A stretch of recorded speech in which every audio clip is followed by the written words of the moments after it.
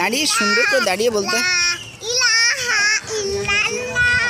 তারপরে সেই বলো ওই অন্য একটা গজল বলেন, অন্য আর একটা গজল বলুন।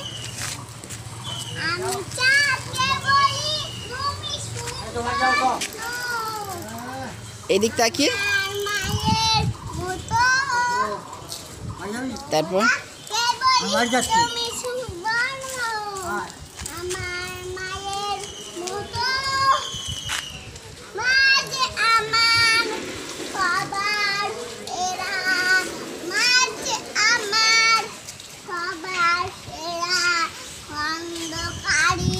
অনন্তকাল অবিরত।